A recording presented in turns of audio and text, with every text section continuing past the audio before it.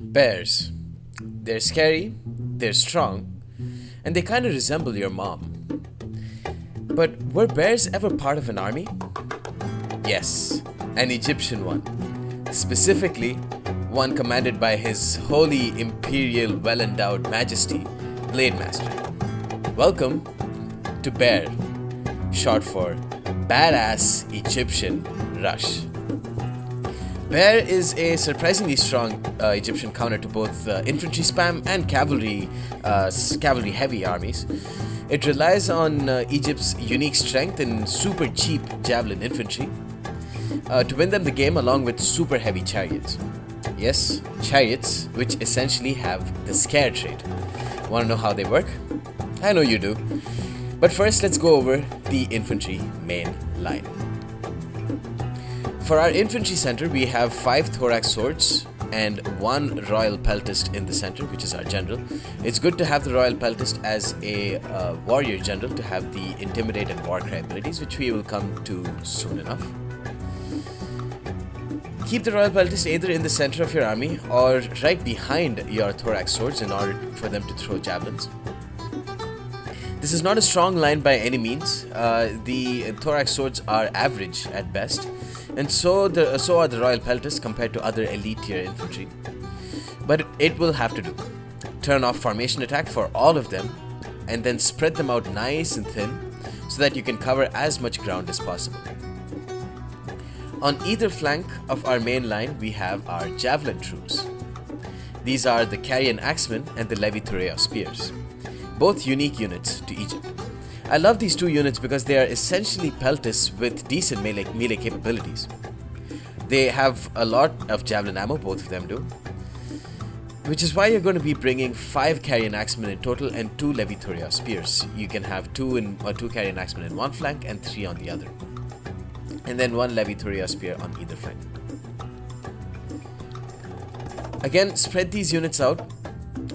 Keep them on the sides and be prepared to use these guys to push the enemy flanks aggressively and start enveloping the center so that they can fire their javelins onto the backs of enemy infantry while they deal with your thorax center.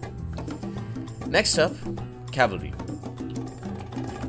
So we have a total of 4 citizen cav, 2 on either flank, to further envelop and further engage the enemy cavalry, although don't expect these units to win any engagements on their own.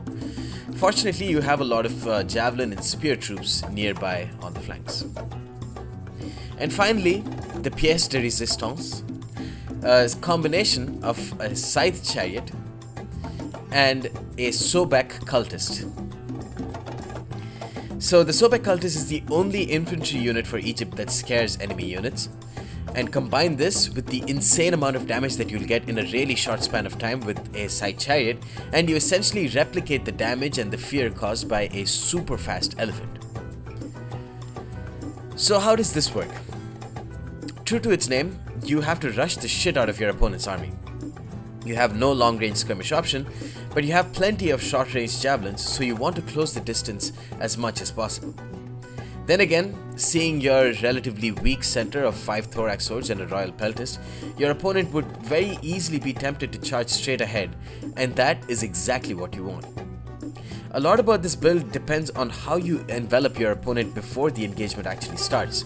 So try and develop a half crescent as I have done over here, and with your javelin flanks ready to fire into the rear or into the sides of your opponent and force him into a more squarish, blockish, dense formation while your army envelops quickly. So let's go ahead and fast forward until we can get to the actual engagement, and then we're probably going to have to slow down a little bit because shit gets real really quickly.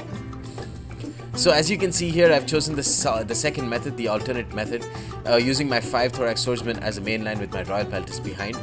My opponent charges in with a Carthaginian cavalry. I'm going to pop one of them and shield wall, but for the most part what I'm going to do is just straight up charge my thorax swordsman and engage the enemy's front line. What he's going to do here is charge in with his 5 Libyan infantry to my 5 thorax swordsmen, and that's all good. I'm going to lose this engagement very easily, but again, all going according to plan. Don't worry, the BAER is resilient. That is one of the main characteristics of the bear. So here my carry and axemen are going to be firing on the right flank onto mercenary Gallic warriors. Here though, more importantly, I've been able to stick true to my strategy. You can see my Levi Thoria spears and my carry and axemen are firing into the backs of these Libyan infantry while they're engaged with my thorax swordsmen, and that is making these Libyan infantry lose the combat decisively. Let's put this in slow motion because again shit's about to get real. Now let's pause this. So I've engaged almost all of my opponent's troops. Here on this side I've engaged in melee with my carry and axemen. I also engaged with my citizen cavalry. My opponent has an African war elephant. The fact that I have a total of 7 javelin units again plays to my favor. And of course here I've got carry and axemen within firing distance of these Carthaginian cavalry, and I can easily intercept with my citizen cav. All the pieces are in place for this main disastrous unit. Disastrous for the enemy, amazing for me. Side chariots going to charge in through one flank. Just look for a gap in your enemy's army and then use your chariots to plow through that line. Now I'm going to be able to get into these Balearic slingers, and this is the main thing.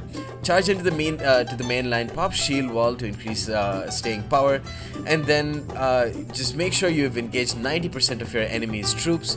Here you can see I've also got the African war elephants out of control. Pick a gap in your enemy's line and charge. And then don't you dare stop spamming move orders with your chariots. You want your chariots to keep moving all the time. As you can hear them keeping on saying, as you come on. 303 kills with my chariots because literally all the units have been engaged by all of my units. You have 17, I believe, total melee infantry and melee cavalry units. Just so many units just to catch the enemy's units in place. Hold them down for your chariots to engage them in the rear. That's why 377 kills, almost a triple experience chevron with my chariot. And they are just going to keep plowing through the rear of these Libyan infantry, and meanwhile the other units just cannot do anything because they've just been engaged all across the field. Now you'll also be able to see the carry and axemen and the side chariot fear effect in action in a couple of seconds. But before that, just a couple more general thoughts about this build. This build is built for a chariot. You bring insane numbers to force the enemy into melee, so none of the enemy units can throw javelins onto your chariot, which will destroy them.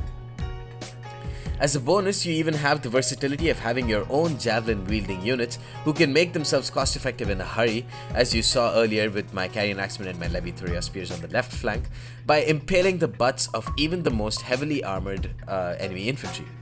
You have maneuverability with your citizen cav. As you can see, the citizen cav were a huge part of my army because they caught the enemy Carthaginian cavalry, which are probably the second most deadly unit to chariots because they can catch chariots and not let them move.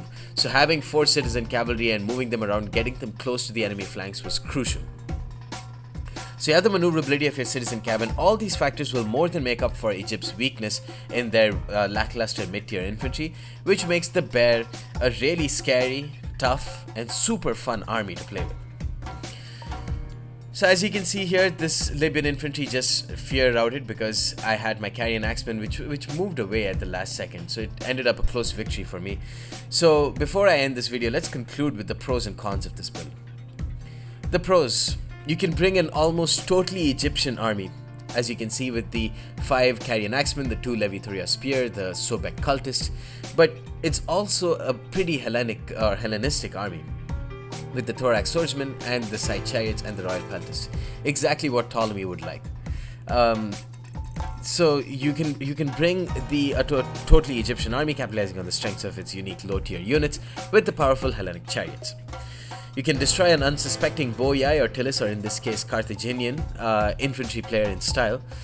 And this build is versatile enough to defeat a Parthian army with a couple of changes like removing the chariots and adding more spears. Cons: your biggest strength is your biggest weakness. If your chariot doesn't get at least 200 kills, you will not be able to win. The javelins are great, but make sure you don't friendly fire your chariots. That would be like shooting yourself in the foot, except much, much worse. Maybe like shooting yourself in the balls.